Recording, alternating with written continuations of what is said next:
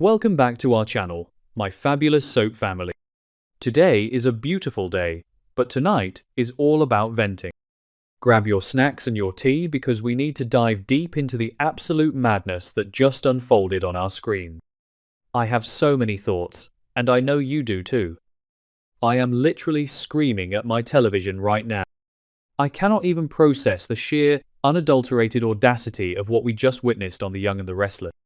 Did that really just happen?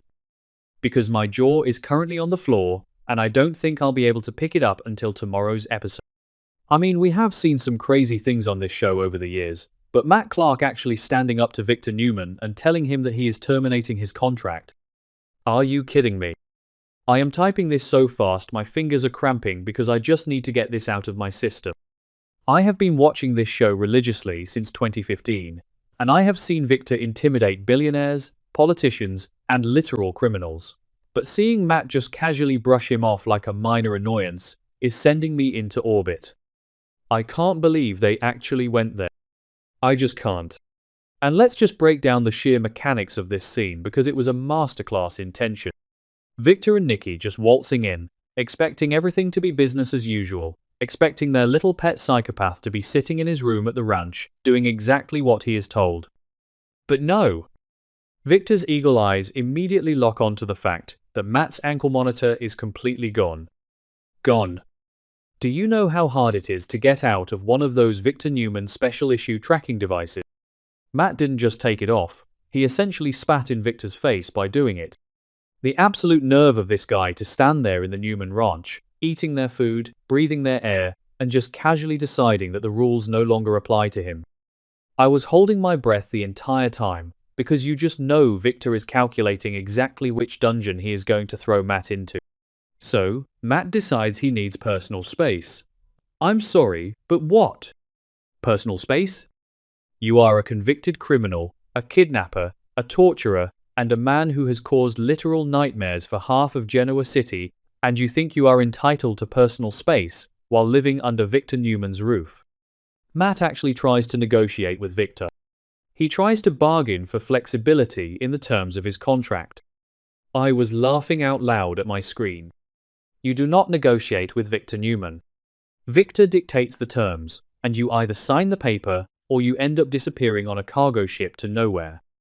But Matt is standing there, chest puffed out, acting like he is the CEO of a Fortune 500 company negotiating a corporate merger. The delusion is real, folks.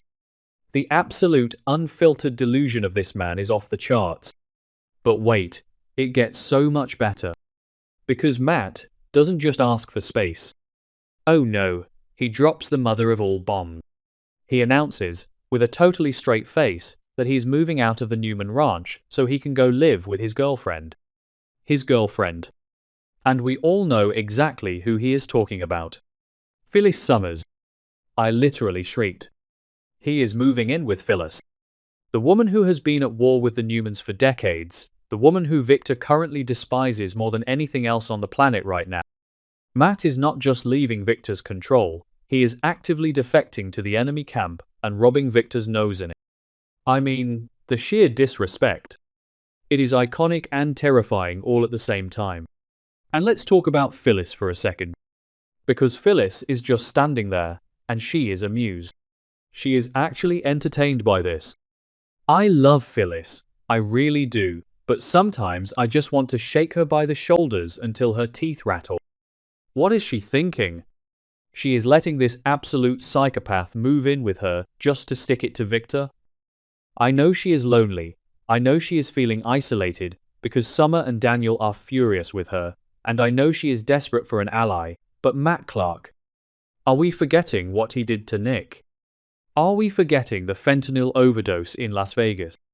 Are we forgetting what he did to Sharon? Phyllis is playing with fire, and she is treating it like a fun little campfire to roast marshmallows over. She is smiling while Victor is practically vibrating with rage. It is peak Phyllis, and it is going to end in absolute disaster. Remember when Victor tried to control Ashland Locke? Or when he tried to keep Adam under his thumb for the 100th time? Yeah, didn't work then either. Victor has this pathological need to control every single person in his orbit, especially the dangerous ones. He brings these vipers into his home, thinking he can defang them with a contract and a stern warning, and every single time, he gets bitten. You would think a man of his age and experience would learn, but no. He thought he could use Matt as a weapon against Kane or whoever else crossed his path, and now the weapon has gone rogue. It is the classic Victor Newman hubris, and I am honestly here for the downfall. I love to see Victor's plans blow up in his face when he gets too arrogant. Wait, I'm getting ahead of myself. Let's go back to Victor's reaction. Because the moment Matt said he was leaving to live with Phyllis, you could actually see the temperature in the room drop by 20 degrees. Victor's face. Oh my god. The absolute fury.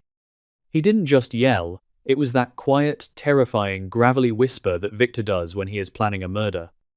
We'll see about that. Chills. Literal chills ran down my spine. When Victor Newman says, "We'll see about that, you better pack your bags, change your name, and move to Antarctica, because your life in Genoa City is officially over." Matt is pushing Victor to the absolute limit, and he has no idea the kind of hellfire he is about to rain down upon himself. And Nikki. We have to talk about Nikki standing there during all of this.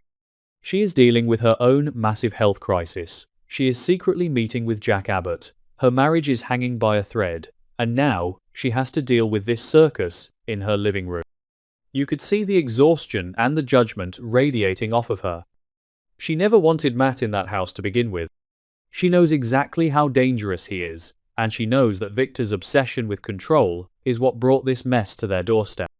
Nikki is just watching her husband's ego clash with a psychopath's delusion, and I bet she is just counting the seconds until she can go back to her room and take a nap. I feel for her, I really do. Okay, back to the point. Am I the only one who thinks Matt is severely underestimating Victor? Like, I know Matt thinks he's the smartest guy in the room because he managed to fake amnesia and manipulate Sienna and Noah, but Victor has been playing this game since before Matt was even born. Matt thinks taking off an ankle monitor makes him a free man. Honey, Victor probably has a microchip implanted in your dental fillings. You do not just walk away from a deal with the mustache. Matt is acting so cocky, but he is completely out of his depth. Victor is going to unleash his entire security team, his lawyers, and probably some shady underworld contacts, just to make an example out of him. Sometimes I contradict myself because I am so emotional about this. Like, part of me wants Matt to succeed just to see Victor lose. I am so tired of Victor always winning, always crushing everyone under his boot. Seeing someone, anyone, tell him no is incredibly satisfying. But then I remember, it's Matt. Matt, who tortured Nick.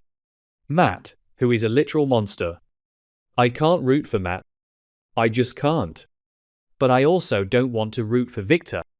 It is such a frustrating dynamic because they are both awful men doing awful things, and Phyllis is just caught in the middle, grinning like she just won the lottery. It makes my brain hurt trying to figure out who I want to see destroyed more. I know some people are loving this storyline. I've seen the forums. I know some of you are actually shipping Matt and Phyllis. And look, I get it. The actors have insane chemistry. Michelle Stafford and Roger Howarth are soap legends, and when they share a screen, it is electric. I see the appeal of the bad boy and the outcast trope. But personally, I think it is toxic as hell. Phyllis is so desperate for validation that she is willing to overlook the fact that this man is a predator and a sadist. She thinks she can tame him. She thinks she is the one woman who truly understands him. It is a classic trap, and Phyllis is walking right into it with her eyes wide open. She is going to get burned, and it is going to be devastating to watch. And can we please talk about how Nick is going to react to this? Nick Newman has been through literal hell because of Matt Clark. Matt kidnapped him in Vegas, chained him up, and forced him to relapse on fentanyl. Nick almost died. And now, Nick is going to find out that his ex-wife, the mother of his beloved daughter Summer, is shacking up with his torturer. Nick is going to lose his absolute mind. He is going to march over to Phyllis's suite and kick the door down. I can already see the veins popping out of Nick's neck. He is going to scream at Phyllis, asking her if she has completely lost her sanity. And Phyllis, being Phyllis, will probably just get defensive and tell Nick to mind his own business. The family dynamics here are so twisted and messed up, I can barely keep track of who hates who the most. But Nick's reaction is going to be television gold, and I am so here for it. And what about Summer? We keep hearing all these rumors that Summer Newman is coming back to Genoa City. Imagine Summer walking back into town, hoping to reconnect with her mother, only to find out that Phyllis is playing house with the psychopath who tortured her father and terrorized her family. Summer is going to be absolutely disgusted. She already has a strained relationship with Phyllis because of all the fake death drama and the Diane Jenkins obsession. This is going to be the final nail in the coffin for their mother-daughter relationship. Summer will never forgive Phyllis for bringing Matt Clark into her life. Phyllis is literally choosing a sociopathic criminal over her own flesh and blood. It makes me so angry just thinking about it, but it is such classic soap opera tragedy. Let's also not forget the Sienna and Noah angle in all of this. Matt has been playing this whole, woe is me, I have amnesia, I want to be a better person routine with. He has been manipulating his wife, making her feel sorry for him, and driving a massive wedge between her and Noah. Noah has been trying to warn Sienna, acting like the overbearing white knight, and Sienna has been pushing him away. But now, Matt is casually dropping Sienna to go live with Phyllis. How is Sienna going to feel about that? She is going to realize that she was just a pawn. Matt was just using her to secure his footing in Genoa City, and the minute he found a better, more powerful ally in Phyllis, he dropped Sienna like a bad habit. Sienna is going to be heartbroken, and Noah is going to be standing there with the biggest "I told you so" look on his face. The ripple effects of Matt's decision are going to tear through this entire town. So, what happens next? Because there is no way this ends peacefully. Y and R spoilers are already hinting that Matt is pushing Victor too far. My prediction? Victor is going to retaliate by going after Phyllis. If Matt cares about Phyllis, or at least is pretending to, Victor will use her as leverage. He already stole Newman Enterprises back from her using that AI forgery, so what's to stop him from completely destroying the rest of her life? Victor will make sure Phyllis loses the GCAC, loses her money, and maybe even faces jail time, just to force Matt back into submission. And Matt? Matt will probably snap and do something violent. He is a ticking time bomb, and Victor just lit the fuse. I am dreading it, but I am also absolutely glued to my screen. This is the kind of high-stakes, character-driven drama that made me fall in love with The Young and the Restless in the first place. The tension is palpable. Every single character in this scene has their own hidden agenda, their own secrets, and their own fatal flaws. Victor's pride, Matt's arrogance, Phyllis's desperation, Nikki's exhaustion. It is a beautiful, messy collision of personalities, and I cannot wait to see the fallout. Will Matt actually make it out of the ranch alive? Will Victor lock him in a basement? Will Phyllis wake up and realize she is dating a monster? I need it to be tomorrow already, so I can watch the next episode.